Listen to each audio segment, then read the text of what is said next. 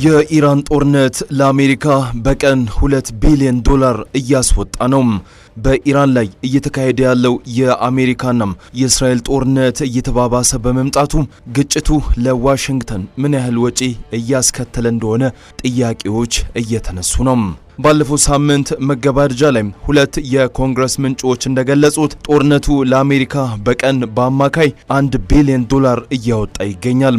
ከአንድ ቀን በኋላ ደግሞ ፖለቲኮ መጽሔት ባወጣው ዘገባ በካፒቶል ሂል የሚገኙ የሪፐብሊካን ፓርቲ አባላት ፔንታጎን ለጦርነቱ በቀን እስከ $2 ቢሊዮን የሚጠጋ ገንዘብ እያፈሰሰ ሳይሆን አይቀርም የሚል ስጋት እንዳላቸው በግል ገልጿል። የኮንግረስ የምክር ቤት አናሳ መሪ ሐኪም ጄፍሪስ ባለፈው ሳምንት በካፒቶል ሂል በሰጡት ጋዜጣዊ መግለጫ ፕሬዝዳንት ዶናልድ ትራምፕ አሜሪካን በመካከለኛው ምስራቅ ሌላ ማለቂያ የሌለው ግጭት ውስጥ እየከተቱ ነው፣ እንዲሁም ኢራንን በቦምብ ለመደብደብ በቢሊየን የሚቆጠር ዶላር እያወጡ ነው ሲሉም ተናግረዋል። ጄፍሪስ አክለውም ነገር ግን አሜሪካውያን በታመሙ ጊዜም ወደ ሐኪም መሄድ እንዲችሉ ወጪውን ለማቅለል አንዲት ሳንቲም ማግኘት አልቻሉም። ታክስ ከፋዩ አሜሪካዊ ዜጋም የመጀመሪያውን መኖሪያ ቤት እንዲገዛ ለማገዝም ሆነ የሸቀጣሸቀጥ የኑሮ ውድነት ለመቀነስ አንድም ሳንቲም አልተገኘም ብለዋል። የ2024ቱን ፕሬዝዳንታዊ ምርጫም በዋናነት የኑሮ ውድነትን ለመቀነስ በገቡት ቃል አሸንፈው የነበሩት ዶናልድ ትራምፕ አሁን ላይ ተቀባይነታቸው በእጅጉ እየቀነሰ መጥቷል። ከሳምንት በፊት ማለትም የካቲት 28 አሜሪካና እስራኤል በኢራን ላይ ጥቃት ሰንዝረው ቀጠናዊ የአጸፋ እርምጃ ከተቀሰቀሰ ከጥቂት ሰዓታት በኋላ የተካሄደው የሮይተርስ ወይም ኢፕሶስ የህዝብ አስተያየት ጥናት የአሜሪካ ህዝብ ለጦርነቱ ያለው ድጋፍ እጅግ አነስተኛ መሆኑን ያሳያል።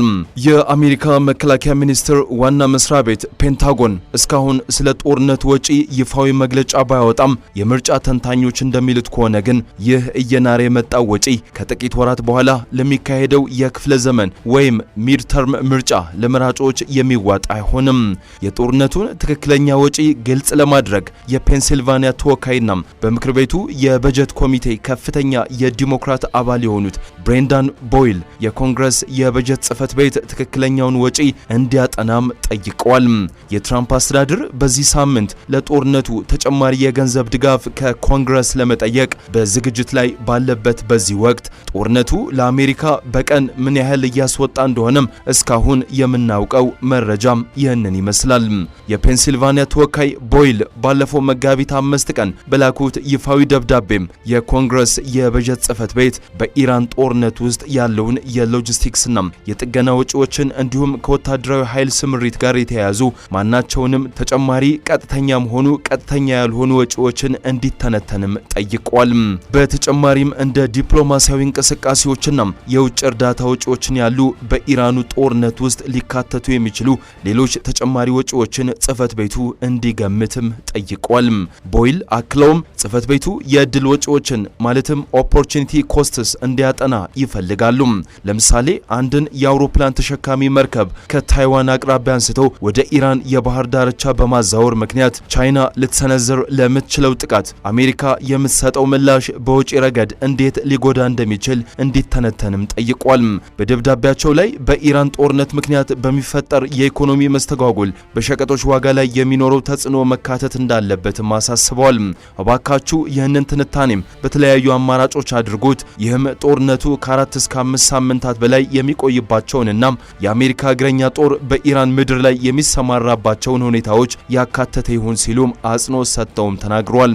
የኮንግረስ የበጀት ጽህፈት ቤት እስካሁን የጦርነቱን ወጪ በተመለከተም ትንታኔ ባያወጣም የአሜሪካ መገናኛ ብዙሃን ዋሽንግተን በኢራን ላይ ለከፈተችው ወታደራዊ ዘመቻም እስካሁን ምን ያህል ወጪ እንደወጣ የሚጠቁሙ ግምቶችን መዘገብም ጀምረዋል።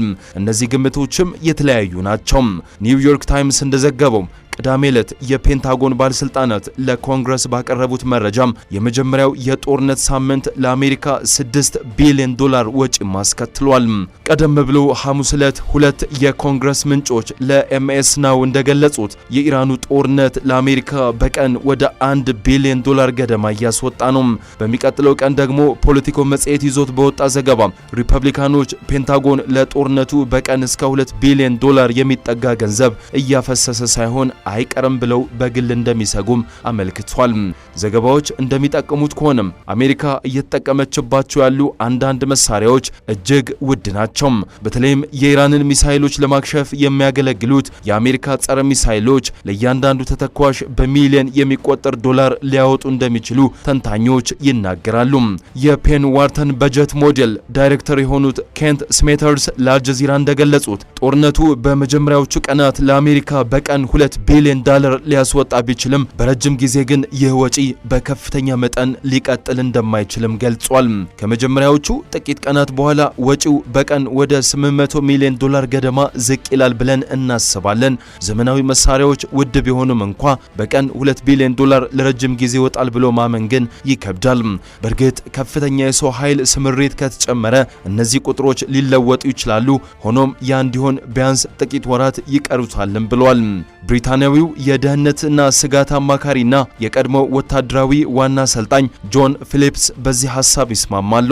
በአጠቃላይ ጦርነቱ በቀን $1 ቢሊዮን ገደማ ሊያስወጣ ይችላል እንጂ $2 ቢሊዮን አይደለም፣ ምንም እንኳ አልፎ አልፎ ወጪው ሊንር ቢችልም ሲሉም ገልጿል። በሌላ በኩል ስሙ እንዳይጠቀስ የፈለገ አንድ የቀድሞ የብሪታንያ ወታደራዊ ባለስልጣን ለአልጀዚራ እንደተናገረው አሜሪካ ከመደበኛ የጦር ሰፈሮቿ ውጪ በመካከለኛው ምስራቅ ቀጠና ያሰማራቻቸው ተጨማሪ ወታደራዊ ንብረቶች ወጪውን በከፍተኛ ሁኔታ ጨምረውታል። ከየካቲት ወር መጀመሪያ ጀምሮ ከኢራን ጋር ያለው ውጥረት እየተባባሰ በመምጣቱ አሜሪካ በርካታ ወታደራዊ ቁሳቁሶችን በመካከለኛው ምስራቅ አከማችታለች።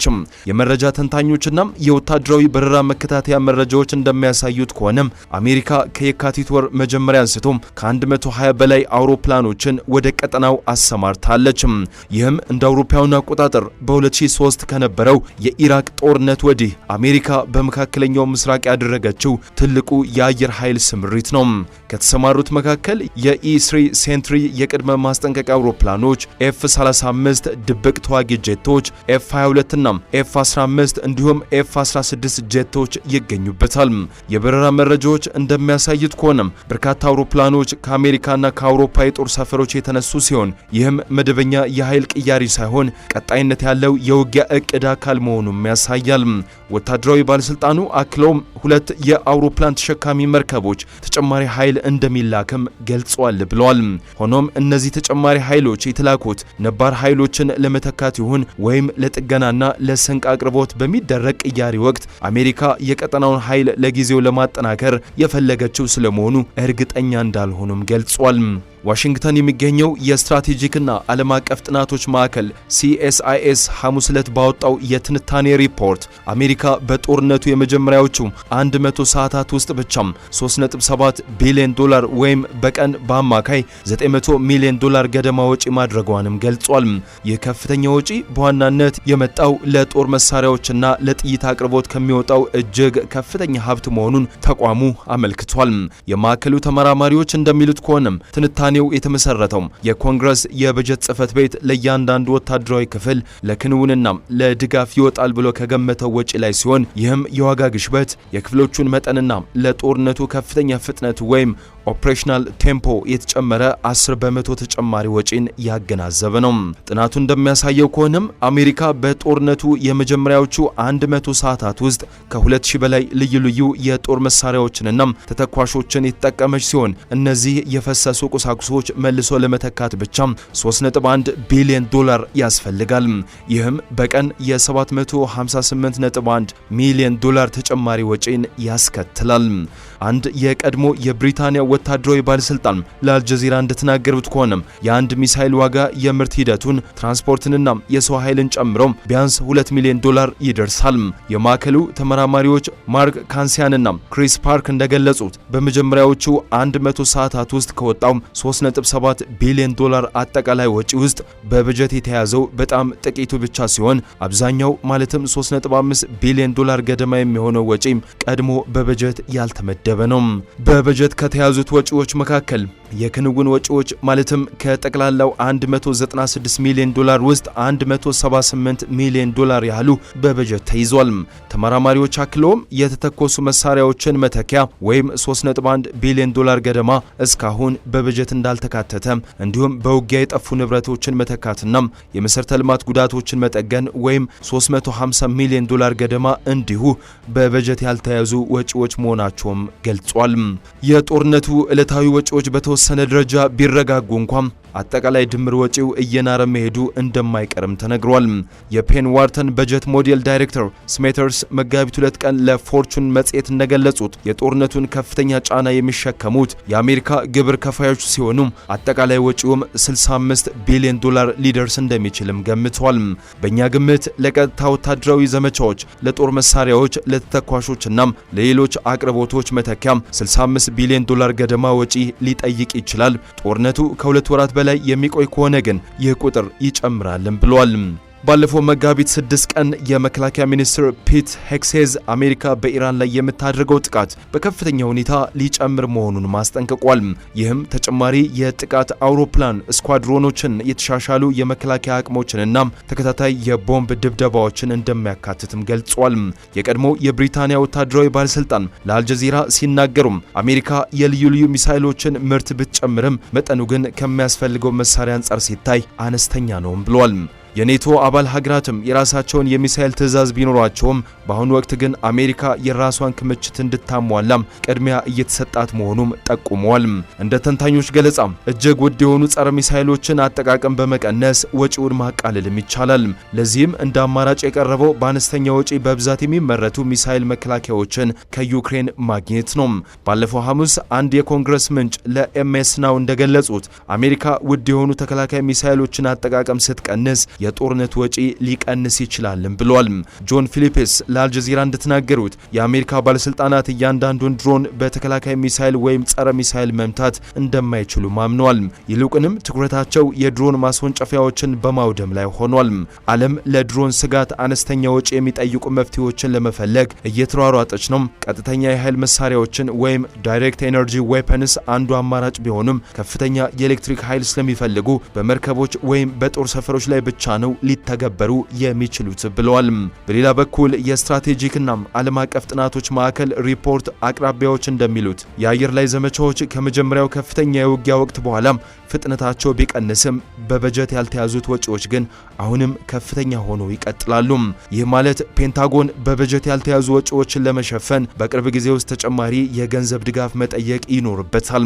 ይህም ለትራምፕ አስተዳደር ትልቅ ፖለቲካዊ ፈተና ሊሆን ከመቻሉም በላይ ለጦርነቱ ተቃውሞ ዋነኛ መነሻ ሊሆን እንደሚችል ተመራማሪዎች አክለውም ገልጿል። ፊሊፒስ ሲያጠቃልሉም ዋነኛው ገደብ ገንዘብ ሳይሆን የጸረ ሚሳኤሎችን ክምችት ነው። አሜሪካ የገንዘብ ወጪውን ለዓመታት መቋቋም ብትችልም የጦር መሳሪያዎች ክምችት መሟጠጥ ግን በጥቂት ወራት ውስጥ ትልቅ ማነቆ ሊሆን ይችላልም ብሏል።